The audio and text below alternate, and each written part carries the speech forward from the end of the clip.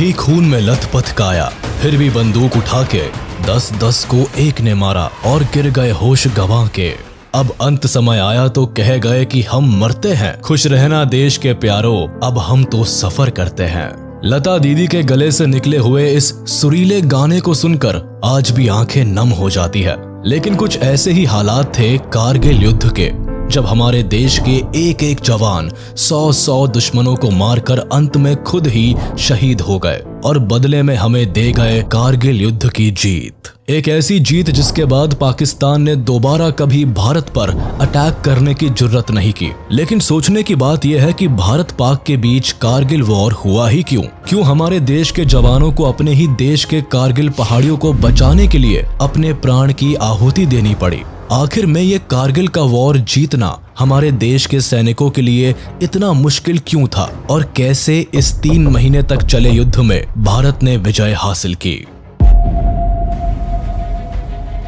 16 अक्टूबर 1971 में आखिरकार पाकिस्तान भारत के आगे अपने 93,000 सैनिकों के साथ सरेंडर कर देता है और इसी वक्त पाकिस्तान 2 टुकड़ों में बट जाता है। इंडियन आर्मी की मदद से बांग्लादेश अपना स्वतंत्र झंडा फहराता है। इस वॉर में पाकिस्तानी आर्मी की ऐसी बेइज्जती हुई जो कि इतिहास में अब तक कभी नहीं हुई थी। भारत से मिली इस करारी हार से एक पाकिस्तानी फौजी बड़ा दुखी हुआ। उसका नाम था परवेज मुशर्रफ। जैसे वर्ल्ड वॉर 1 में हिटलर ने घायल होकर जर्मनी को हारते देखा था और एलाइज कंट्रीज को हराने का सपना बुनकर दोबारा जर्मनी को वर्ल्ड वॉर 2 की आग में धकेल दिया था, ठीक वैसे ही मुशर्रफ भी 1971 की हार का बदला लेने के लिए भारत के खिलाफ पलटवार करने की साजिश रचने लगा। इसी बीच 1984 में भारत ने दोबारा से पाकिस्तान को सियाचिन में धूल चटा दी, जिससे कि मुशर्रफ और बौखला गया। इसी बीच चीन एटॉमिक पावर बन चुका था और पाकिस्तान भी चीन की मदद से एटम बम बनाने की कोशिश में लगा हुआ था। पड़ोस में बढ़ते खतरे को देख भारत 1998 में दूसरी बार 11 और 13 मई को एटॉमिक बॉम्ब की सक्सेसफुल टेस्टिंग करता है और इसके कुछ ही दिन बाद पाकिस्तान भी परमाणु परीक्षण कर लेता है। अब दोनों ही देश एटॉमिक पावर की लिस्ट में शामिल थे और अगर 2 परमाणु संपन्न देश के बीच वॉर होता तो ये वॉर बहुत ही घातक हो सकता था। इसीलिए इस सिचुएशन को समझते हुए प्रधानमंत्री अटल बिहारी वाजपेयी 19 फरवरी 1999 को दिल्ली से लाहौर की बस यात्रा करते हैं और पाकिस्तानी प्राइम मिनिस्टर नवाज शरीफ के साथ 21 फरवरी 1999 को हिस्टोरिकल लाहौर डिक्लेरेशन को साइन करते हैं।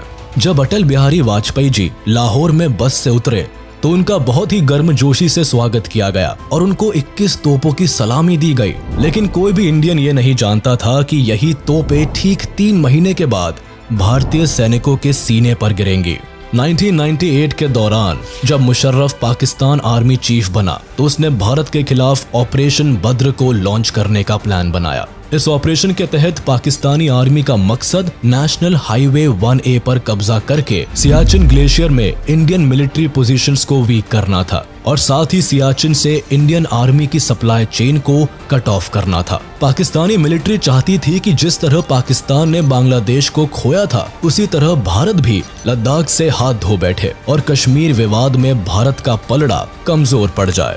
ऐसे में नेगोशिएट करते हुए लद्दाख के बदले भारत पाकिस्तान को कश्मीर देने के लिए राजी हो जाए। अपने इन्हीं मंसूबों को हकीकत में बदलने के लिए परवेज मुशर्रफ पाकिस्तानी प्रधानमंत्री नवाज शरीफ को बिना बताए कारगिल क्षेत्र में इन्फिल्ट्रेट करवा देता है। कारगिल के बटालिक टाउन के एक लोकल शेपर्ड ताशी नामग्याल अपनी खोई हुई याक खोजने के लिए निकले थे। दूरबीन से देखने पर उन्हें पठानी ड्रेस पहने कुछ लोग पहाड़ी रीजन में पत्थर तोड़कर बंकर बनाते हुए दिखे, जिनके पास हथियार भी थे। ताशी को डाउट हुआ कि ये लोग LOC के उस पार से आए हैं, इसीलिए ये खबर उन्होंने जल्द ही इंडियन आर्मी के नियरेस्ट पोस्ट को दी। इस इन्फिल्ट्रेशन को चेक करने के लिए जब इंडियन आर्मी ने अपने जवानों को भेजा तो इंडियन ट्रूप्स को लगा कि ये इन्फिल्ट्रेटर्स मुजाहिदीन है। लेकिन 5 मई को पाकिस्तानी आर्मी ने कारगिल में भारत के एम्यूनेशन डंप को निशाना बनाया और उसे डिस्ट्रॉय कर दिया। 10 मई तक इंडियन आर्मी जान गई थी कि पाकिस्तान की तरफ से द्रास, कक्सर और मुश्को सेक्टर्स में भारी इन्फिल्ट्रेशंस हुई है और हर इलाके में इनकी टैक्टिक्स में बदलाव से इंडियन आर्मी ये भी समझ गई थी कि ये काम मुजाहिदीन का नहीं बल्कि पाकिस्तानी आर्मी का है। ये खबर साफ थी कि पाकिस्तानी सैनिक भारत के एलओसी वाले हिस्से में 150 किलोमीटर तक फैल चुके हैं। कारगिल का पूरा हिस्सा ऊंची पहाड़ियों और दर्रा और वैलीज में बटा हुआ है। ऐसे में पाकिस्तानियों ने भारत के कई पीक्स और वैलीज को ऑक्यूपाई कर लिया था। मशको वैली के कई निचले हिस्से 0.5353 माउंटेन पीक, जो कि एलओसी पर बना हुआ है और इंडियन पाकिस्तान के बॉर्डर की तरह काम करता है, उसे पूरी तरह कैप्चर कर लिया था। काकसार गांव, बटालिक रेंज और चोरबत वैली के माउंटेन पीक्स और तुर्तुक विलेज के सदर्न एरियाज में भी पाकिस्तानी सैनिकों ने घुसपैठ कर दी थी और ऑक्यूपाई कर लिया था। इस तरह से कई सारे स्ट्रेटेजिक माउंटेन पीक्स को पाकिस्तानियों ने कब्जा करके रखा था। ये पाकिस्तानी घुसपैठ 1971 में किए गए शिमला अग्रीमेंट का डायरेक्ट ब्रीच था, जिसे प्रेसिडेंट जुल्फिकार अली भुट्टो और इंदिरा गांधी के बीच साइन किया गया था।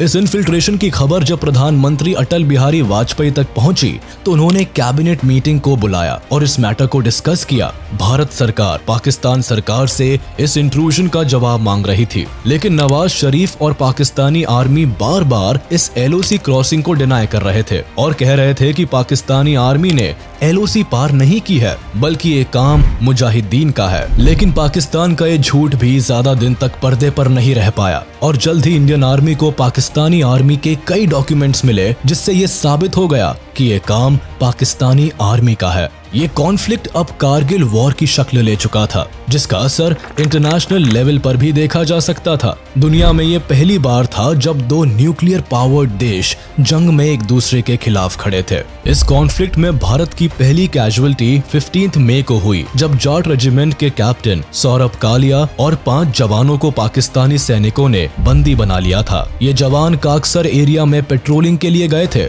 तब पाकिस्तानी आर्मी द्वारा उन पर हमला किया गया था। 22 दिन तक इन सैनिकों को पाकिस्तानी आर्मी ने अपनी कैद में रखा और इन पर एक्सट्रीम टॉर्चर्स किए गए। उसके बाद जब इन जवानों के मृत शरीर को भारत को लौटाया गया, तब इंडियन सोल्जर्स के सब्र का बांध टूट गया। अब सामने एक ही रास्ता था और वो था भारत की जीत और पाकिस्तानियों को एक ऐसा सबक देना जो वो चाहकर भी कभी न भूल पाए।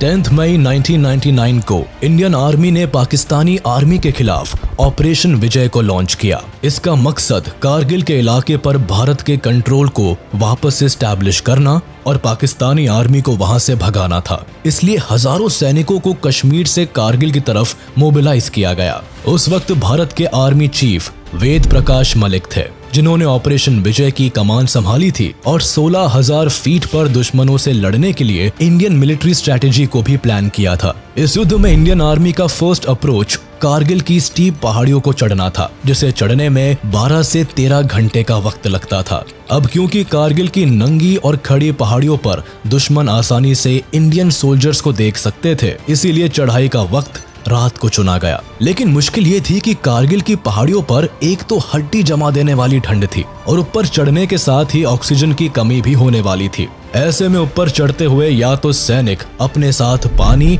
और खाना ले जा सकते थे, या तो वेपन्स लेकर दुश्मनों को खदेड़ सकते थे। इन सब के अलावा अगर थोड़ी भी लापरवाही होती तो ऊपर बैठे दुश्मन आसानी से इंडियन आर्मी पर धावा बोल सकते थे। लेकिन हमारे जाबाज ऑफिसर्स और सोल्जर्स हर सिचुएशन के लिए तैयार थे। इंडियन आर्मी के इस ऑपरेशन को सक्सेस करने में इंडियन एयरफोर्स और इंडियन नेवी ने भी एक बड़ा क्रूशियल रोल निभाया। इस दौरान उन्होंने ऑपरेशन सफेद सागर एंड ऑपरेशन तलवार लॉन्च किया।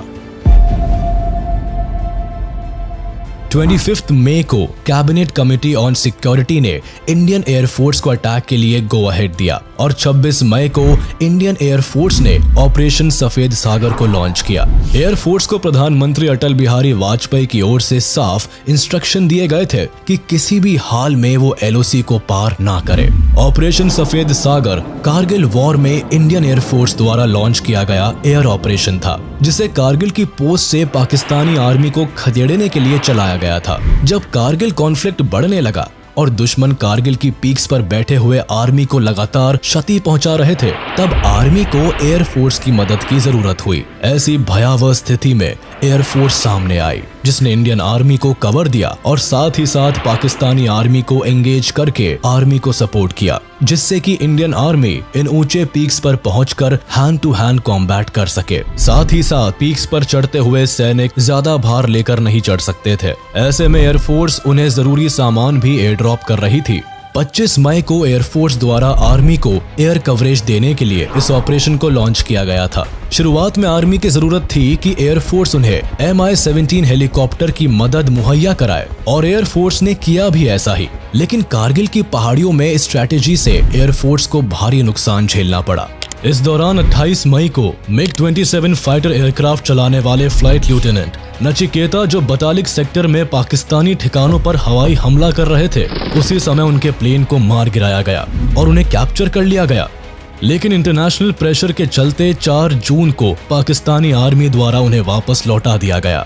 अपनी स्ट्रैटेजी को बदलते हुए इंडियन एयरफोर्स ने इंडियन आर्मी को बेटर एयर सपोर्ट देने के लिए MiG-21, MiG-23 एंड MiG-27 को यूज करना शुरू किया और मिराज 2000 को लेजर गाइडेड बॉम्ब से प्रिसीजन अटैक्स में लाया गया। इनकी मदद से एयरफोर्स ने दुश्मनों की पोजीशंस की रेकी कर उन पर एयर स्ट्राइक की और पाकिस्तानी आर्मी की पोजीशंस की जानकारी इंडियन आर्मी से शेयर की। इस जानकारी की मदद से ही आर्मी एक बेहतर प्लान के साथ दुश्मनों को टारगेट कर पाई। यह ऑपरेशन मौत को बुलावा देने जैसा था। इसमें एयर फोर्सेस के जाबाज सिपाही हथेली पर जान लेकर इस ऑपरेशन को कामयाब बनाने में लगे थे। कहानी में आगे बढ़ते हुए आपको ये भी बता दे कि कारगिल गर्ल कही जाने वाली जाबाज पायलट गुंजन सक्सेना ने पहली बार वॉर जोन में अपना चॉपर चलाया था और भारत की पहली महिला पायलट बनी जिन्होंने वॉर जोन में फ्लाई किया। इस दौरान उन्होंने ऑपरेशन विजय में काफी अहम भूमिका निभाई। उन्होंने वॉर जोन के खतरे में भारतीय जवानों के लिए डेली एसेंशियल्स की चीजें ड्रॉप की और कई भारतीय सोल्जर्स जो वॉर में शहीद हो गए थे उन्हें पहाड़ियों से वापस भी लाई। 3 महीने तक चले इस कॉन्फ्लिक्ट में इंडियन नेवी भी पाकिस्तान को घेरने में पीछे नहीं रही। इंडियन आर्मी को सपोर्ट करने और पाकिस्तान को चारों तरफ से घेरने के लिए नेवी ने इसी दौरान ऑपरेशन तलवार को लॉन्च कर दिया, जिससे कि अगर किसी भी सूरत में पाकिस्तानी फौजी कारगिल को ऑक्यूपाई करने की कोशिश करे तो इंडियन नेवी अपने मिसाइल्स के साथ पाकिस्तान को घुटने के बल झुकने पर मजबूर कर दे। नेवी इस वॉर में पाकिस्तान की पोजीशन को कमजोर करना चाहती थी। इस ऑपरेशन का मकसद पाकिस्तान पर प्रेशर बिल्डअप करके उसे युद्ध से पीछे हटाना था। इसीलिए मिड जून 1999 में इंडियन नेवी ने अपने ईस्टर्न और वेस्टर्न फ्लीट्स को अरेबियन सी में शिफ्ट कर दिया। भारत की नेवल पावर पाकिस्तान की नेवल पावर से 7 गुना ज्यादा हुआ करती थी। इसीलिए जब भारतीय नौसेना ने खुलेआम अपनी बैटलशिप से कराची के आसपास नेवल ब्लॉकेड लगाई, तब पाकिस्तानी नेवी ने चुप्पी साधे रखी। इंडियन नेवी की स्ट्रैटेजी से पाकिस्तान इस कदर प्रेशर में आ गया था कि उन्होंने अपने ऑयल टैंकर्स और मेजर वॉरशिप्स को कराची बंदरगाह से हटाकर मकरन में शिफ्ट कर दिया था, ताकि भारतीय जहाजों के साथ सीधे टकराव से बचा जा सके। हालांकि ऑपरेशन तलवार के तहत इंडियन नेवी ने पाकिस्तान पर डायरेक्ट अटैक नहीं किया, लेकिन उन्होंने अपनी इस रणनीति से पाकिस्तान का सी ट्रेड और ऑयल सप्लाई पूरी तरह कट ऑफ कर दिया था। 14 जुलाई को इंडियन नेवी का ऑपरेशन खत्म हो गया और प्राइम मिनिस्टर अटल बिहारी वाजपेयी ने इसे एक मैसिव सक्सेस बताया। कारगिल पर वापस कंट्रोल जमाने के लिए भारत के जाबाज सैनिक जहां ब्रेवरी से लड़ रहे थे, वहीं कारगिल में उन्हें कई एक्सट्रीम कंडीशंस का सामना करना पड़ रहा था। ग्राउंड लेवल पर पाकिस्तानी आर्मी के पास हाइट का एडवांटेज था। वो पहाड़ी की चोटियों से लगातार फायर करके जवानों की मुश्किल बढ़ा रहे थे। साथ ही ज्योग्राफिकल कंडीशंस भी भारत के सैनिकों के विपरीत काम कर रही थी। कारगिल की ठंडी पहाड़ियां उन दिनों माइनस टेम्परेचर में थी। यहाँ न केवल ऑक्सीजन लेवल कम था, बल्कि एयर प्रेशर भी काफी कम था। इतनी लंबी चोटियों को पार करते हुए जो सैनिक आगे बढ़ रहे थे, उनमें से कई ऑल्टीट्यूड सिकनेस का शिकार भी हो रहे थे। इंडियन आर्मी इस फुल फ्लेजेड वॉर के लिए पूरी तरह तैयार नहीं थी, इसीलिए शुरुआती स्टेज में भारत को खास सफलता नहीं मिली। लेकिन जल्द ही भारतीय आर्मी ने अपनी स्ट्रैटेजी बदली। NH-1A पर पाकिस्तानी आर्मी की कांस्टेंट शेलिंग के बीच इंडियन आर्मी ने कारगिल के चैलेंजेस को ओवरकम किया और दिन के समय होने वाले फ्रंटल अटैक्स के बजाय आर्मी ने अपने अटैक्स की टेक्निक्स को बदला और चढ़ाई का वक्त रात को चुना गया। तोलोलिंग की लड़ाई ऊंची पहाड़ियों की पीक पर लड़ी गई, जो कि एक डिसाइसिव और ऐतिहासिक लड़ाई थी जिसने युद्ध में भारत की जीत को लगभग पक्का कर दिया था। इस पहाड़ी पर पाकिस्तानी आर्मी कब्जा करके बैठी हुई थी और यहाँ की पहाड़ियों को रिकैप्चर करना इंडियन फोर्सेस के लिए सबसे मुश्किल हो रहा था। 16,000 की हाइट पर यहाँ टेम्परेचर माइनस में था और पाकिस्तानी आर्मी कंटिन्यूस शेलिंग करके इंडियन आर्मी के लिए यहाँ पहुंचना और भी मुश्किल बना रही थी। खुफिया जानकारी के हिसाब से पाकिस्तानियों ने ये बात फैलाई कि केवल 4 से 5 घुसपैठियों ने ही तोलोलिंग पर कब्जा कर रखा है, लेकिन ये बात गलत साबित हुई। पाकिस्तानी आर्मी की एक पूरी की पूरी कंपनी तोलोलिंग की पहाड़ी पर तैनात थी। ऐसे में भारतीय सैनिक केवल अंधेरी रातों में अपने मिशन को अंजाम देते थे जब रोशनी कम होती थी, ताकि उनकी मूवमेंट की नजर पाकिस्तानी आर्मी पर ना पड़े। अक्सर उन्हें गोला बारूद और 2 किलो राशन में से किसी एक आइटम को चुनना होता था और हमारे सिपाही वॉर इक्विपमेंट का चुनाव करते थे। इस पहाड़ी पर चढ़ने वाली आर्मी यूनिट में 18 ग्रेनेडियर्स बटालियन और कई ऑफिसर्स शामिल थे, जिसमें से एक कैप्टन अजीत सिंह भी थे। आगे मेजर राजेश अधिकारी ने भी अपनी कंपनी लीड करते हुए पहाड़ी पर चढ़ने की कोशिश की। वह अपनी कोशिश में सफल हो ही जाते, लेकिन जब वो ऊंचाई से कुछ मीटर ही दूर थे तब घुसपैठियों ने इन्हें देख लिया और फायरिंग शुरू कर दी। इस फायरिंग में मेजर राजेश अधिकारी शहीद हो गए और उनके 2 साथी भी हैंड टू हैंड कॉम्बैट में शहीद हो गए।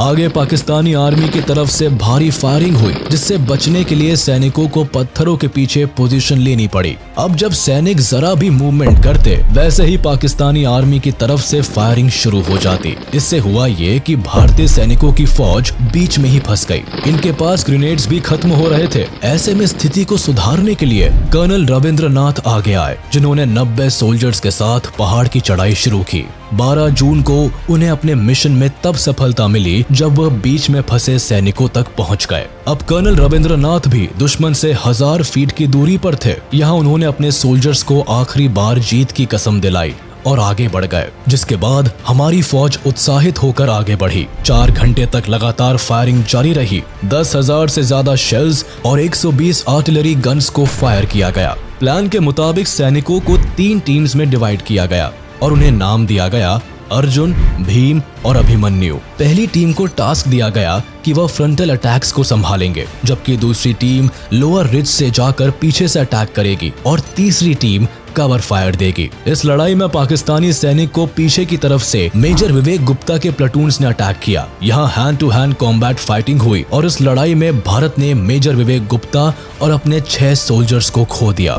लेकिन इन सभी सैनिकों की कुर्बानी जाया नहीं गई और भारत ने वापस तोलोलिंग पर अपना कंट्रोल जमा लिया। इस लड़ाई में हम जीत तो गए, लेकिन भारत माता ने अपने कई लाल इस युद्ध में खो दिए। इसके बाद इंडियन फोर्सेस ने कसम खाई कि अब चाहे कोई भी महीना क्यों ना चल रहा हो, इस युद्ध का अंत होकर ही रहेगा। टाइगर हिल और तोलोलिंग पर कब्जा जमाकर सेकंड राजपुताना राइफल्स ने यह साबित कर दिया था कि युद्ध की परिस्थिति जैसी भी हो, भारतीय सिपाही अपने खून से अपनी जीत का इतिहास लिखेंगे। 13 जून को एक तरफ जहां भारत ने तोलोलिंग पर एक बड़ी विक्ट्री हासिल कर ली, वहीं 15 जून को अपनी डूबती हुई नाव को बचाने के लिए पाकिस्तानी पीएम नवाज शरीफ युद्ध में सीज फायर के लिए अमेरिका का दरवाजा खटखटा रहे थे। एक तरफ वह मानने को तैयार नहीं थे कि ये काम पाकिस्तानी सेना का था, वहीं दूसरी तरफ उनकी मांग थी कि अमेरिका युद्ध में दखलंदाजी करके पाकिस्तान का साथ दे। मगर इन हरकतों से पाकिस्तान की इंटरनेशनल इमेज अब बाकी देशों को भी साफ हो गई थी। इधर वाजपेयी जी ने अमेरिकी राष्ट्रपति बिल क्लिंटन को टेलीफोन पर हुई बातचीत में साफ कर दिया था कि पाकिस्तान या तो खुद इंडियन टेरिटरी को खाली कर दे, वरना भारत जिस तरह से बेहतर समझेगा उन्हें बाहर निकाल फेंकेगा। यूएस प्रेसिडेंट बिल क्लिंटन ने भी भारत की साइड लेते हुए युद्ध में इंटरवीन करने से मना कर दिया था, बल्कि अमेरिका ने पाकिस्तान को पब्लिकली फटकार लगाकर और उसे जल्द से जल्द अपने सैनिकों को एलओसी से बाहर बुलाने को कहा था। अमेरिका से ठुकराए जाने के साथ ही पाकिस्तान इंटरनेशनल लेवल पर खुद को कॉर्नर्ड महसूस कर रहा था। जाहिर था एक ऐसे राष्ट्र के साथ कोई नहीं खड़ा होना चाहता था जिसने बेवजह एक बड़े युद्ध को जन्म दे दिया था, और अमेरिका भी एक गलत राष्ट्र की साइड लेकर वर्ल्ड पावर के तौर पर अपनी क्रेडिबिलिटी खत्म नहीं करना चाहता था। इधर जंग के मैदान में तोलोलिंग पर मिली सफलता के बाद भारतीय सैनिक अब रुकना नहीं चाहते थे। उन्हें अपने एक एक भाई के शरीर से गिरी हुई खून की हर बूंद का हिसाब लेना था। फिर क्या था, तोलोलिंग के नॉर्थ में एक और ऊंची पहाड़ी थी जिसे नाम पॉइंट 5140 दिया गया था। इसकी ऊंचाई 17,000 फीट थी। इसके अलावा तोलोलिंग और पॉइंट 5140 के बीच 10 हाई ग्राउंड्स थे जिन्हें हम्प्स कहा जाता था। इंडियन आर्मी द्वारा इन हम्प्स को तो कैप्चर कर लिया गया था, लेकिन पॉइंट 5140 को वापस पाना अभी बाकी था और इसे वापस रिकैप्चर करने का task lieutenant colonel Yogesh Kumar Joshi को सौंपा गया था। इसके बाद सोल्जर्स के 2 ग्रुप्स को फॉर्म किया गया, जिसमें एक ग्रुप की कमान लेफ्टिनेंट संजीव सिंह जम्वाल को सौंपी गई। वहीं दूसरे ग्रुप को लीड कर रहे थे लेफ्टिनेंट विक्रम बत्रा, जिनका कोड नेम था शेरशाह। इनका प्लान था कि हिल्स को 2 डिफरेंट डायरेक्शन से क्लाइम किया जाए। 20 जून को दोनों ग्रुप्स ने चढ़ाई शुरू की और दोनों ग्रुप्स अपने इस ऑपरेशन में सक्सेसफुल रहे। लेफ्टिनेंट विक्रम बत्रा की कमांड में उनके ग्रुप ने फ्रंटल अटैक संभाले और हैंड टू हैंड कॉम्बैट में उन्होंने 4 दुश्मनों को ढेर कर दिया। कई घंटों के हैवी कॉम्बैट के बाद पॉइंट 5140 को इंडियन सोल्जर्स ने कैप्चर कर लिया और अपने विक्ट्री सिग्नल के तौर पर विक्रम बत्रा ने ये दिल मांगे मोर सिग्नल भी दिया। पॉइंट 5140 पर विक्ट्री भारत के लिए एक बहुत बड़ी डिप्लोमेटिक जीत थी। इस पॉइंट से पाकिस्तान के कई डॉक्यूमेंट्स भी रिकवर किए गए थे, जिससे ये सच भी सामने आ गया था कि इस युद्ध में पाकिस्तान अपनी इज्जत बचाने के लिए अब तक केवल झूठ बोल रहा था। भारत की ऊंची पहाड़ियों पर जैसे जैसे इंडियन आर्मी का कब्जा हुआ, वैसे वैसे पाकिस्तान न केवल युद्ध के मैदान में कमजोर पड़ रहा था, बल्कि इंटरनेशनली भी उसकी स्थिति कमजोर पड़ती जा रही थी।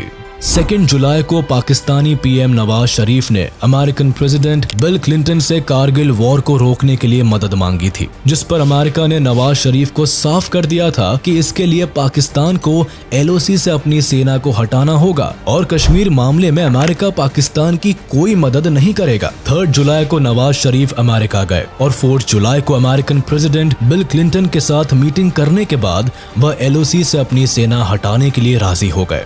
दूसरी तरफ इस युद्ध में अमेरिका का इन्वॉल्वमेंट इसीलिए भी ज्यादा था क्योंकि अमेरिका की खुफिया एजेंसी CIA ने अमेरिकी सरकार को जानकारी दी थी कि पाकिस्तान अपने न्यूक्लियर हथियारों को मूव कर रहा है। ऐसे में अमेरिका को डर था कि अगर ये युद्ध लंबा चला तो पाकिस्तान कहीं इस जंग को न्यूक्लियर वॉर में ना बदल दे। इसीलिए अमेरिका की तरफ से पाकिस्तान पर कारगिल से पीछे हटने का प्रेशर था। टेक्निकली ये युद्ध 4 जुलाई को खत्म हो चुका था, जब पाकिस्तान कारगिल से अपनी सेना हटाने के लिए तैयार हो गया था। लेकिन ग्राउंड रियलिटी काफी अलग थी। पाकिस्तान के सैनिक अब भी भारत की चोटियों को छोड़कर नहीं गए थे और उनकी तरफ से अभी भी भयंकर जवाबी हमले हो रहे थे। कई जगह पर पाकिस्तानी सैनिक कुछ चौकियों से पीछे हट जाते थे, लेकिन वो दूसरी चौकियों पर कब्जा कर लेते थे। ऐसे में उन्हें भारतीय सरजमीन से बाहर फेंकना इंडियन एयरफोर्स और इंडियन आर्मी पर निर्भर करता था। 4 जुलाई को जहां डिप्लोमेटिकली पाकिस्तान इस युद्ध से पीछे हट गया था, वहीं जंग के मैदान में भारतीय जवानों की बहादुरी से भारत टाइगर हिल को भी कैप्चर करने में सफल हो गया था। टाइगर हिल 17,000 फीट की एक ऊंची चोटी थी जो कि द्रास रीजन को डोमिनेट करती थी। इस चोटी पर बैठे सैनिक द्रास की हर छोटी बड़ी एक्टिविटी पर नजर रख सकते थे। हालांकि मई के महीने में भी भारत ने इस पहाड़ी को कैप्चर करने की कोशिश की थी, लेकिन उस यूनिट को हेवी कैजुअलिटी झेलनी पड़ी थी। इसीलिए भारत ने कुछ हफ्तों तक टाइगर हिल को कैप्चर करने का कोई प्लान नहीं बनाया। लेकिन 3 जुलाई को भारतीय सैनिकों ने फिर टाइगर हिल को रिकैप्चर करने के लिए स्ट्रैटेजी बनाई। ये काम 18 ग्रेनेडियर्स और 8th बटालियन सिख रेजिमेंट को सौंपा गया। इससे पहले इंडियन एयरफोर्स 2 जुलाई को पहले ही दुश्मन के ठिकानों पर अपनी नजर गड़ा चुकी थी। फिर 3 जुलाई की रात को भारतीय सैनिकों ने टाइगर हिल की चढ़ाई शुरू की। अब क्योंकि टाइगर हिल की एक साइड पूरी तरह वर्टिकल थी, इसीलिए इंडियन आर्मी ने रणनीति बनाई कि वह मल्टी डायरेक्शनल असॉल्ट का सहारा लेगी, यानी ट्रूप्स का एक ग्रुप वर्टिकल साइड से पहाड़ी की चोटी पर चढ़कर घुसपैठियों को सरप्राइज करेगा, वही 8 सिख सामने से अटैक कर अपने मिशन को अंजाम देंगे। आगे हुआ भी ऐसा ही। 18 ग्रेनेडियर्स की टीम ने रस्सी और माउंटेन इक्विपमेंट की मदद से इस मिशन को अंजाम दिया। इसमें 18 ग्रेनेडियर की घातक प्लाटून्स को लेफ्टिनेंट बलवंत सिंह लीड कर रहे थे। इन्होंने 4:30 बजे टाइगर हिल पर पहुंचकर दुश्मनों को सरप्राइज कर दिया था। दूसरी तरफ इंडियन एयरफोर्स की हेवी आर्टिलरी शेलिंग और एयर अटैक्स ने दुश्मनों की हालत को पहले ही खस्ता कर दिया था। इसीलिए जब hand to hand combat fighting हुई तो दुश्मनों ने अपने 12 साथियों को खो दिया था, जबकि भारत की तरफ से 6 कैजुअलिटीज हुई थी। घायल हुए सोल्जर्स में एक सैनिक 19 साल के योगेंद्र सिंह यादव भी थे, जिन्होंने खुद से इस मिशन पर जाने के लिए वॉलंटियर किया था। ये रोप को लीड करते हुए आगे बढ़ रहे थे, लेकिन दुश्मनों को इनके बारे में पता चला और उन्होंने मशीन गन एंड रॉकेट की फायरिंग से इन्हें घायल कर दिया। लेकिन जख्मी हालत में भी ये अपनी चढ़ाई कंटिन्यू करते रहे और दुश्मनों पर ग्रेनेड फेंका और 4 दुश्मनों को मार गिराया। इन्होंने अपने साथियों के साथ मिलकर दूसरे बंकर को भी निशाना बनाया। इनकी बहादुरी से मोटिवेट होकर बाकी सोल्जर्स में भी जोश आया, जिसके बाद सबने बहादुरी दिखाकर टाइगर हिल पर भी जीत का झंडा लहराकर भारत का सर फख्र से ऊंचा कर दिया। Battle of Tololing and Tiger Hill की जीत से जहां जवानों का मनोबल बढ़ गया था, वहीं भारत की इस जीत की खुशी को हर भारतीय मना रहा था। लेकिन कोई नहीं जानता था कि इस खुशी के साथ एक ट्रेजेडी भी देश का इंतजार कर रही है।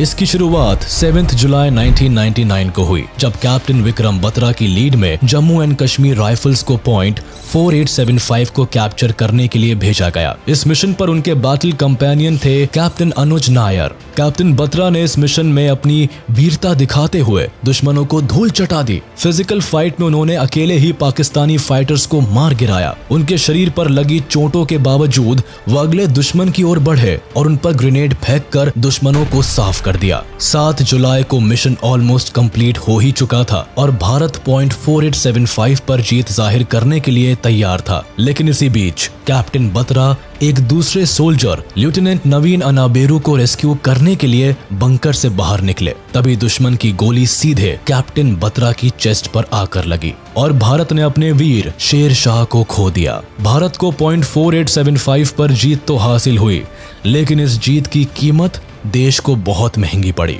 जम्मू एंड कश्मीर राइफल्स के 13th बटालियन के 24 साल के कैप्टन विक्रम बत्रा इस युद्ध में जीत तो गए, लेकिन एक घायल साथी को बचाने के दौरान उन्होंने अपनी जान गंवा दी। देश को जीत की खुशी देकर खुद कैप्टन बत्रा इतनी छोटी उम्र में चल बसे। भारत ने अपने 2 हीरोज कैप्टन बत्रा और कैप्टन अनुज नायर को खो दिया था। आज के दिन पॉइंट 4875 को बत्रा टॉप के नाम से जाना जाता है। पॉइंट 4875 की बैटल के साथ ही कारगिल में भारत की जीत भी तय थी।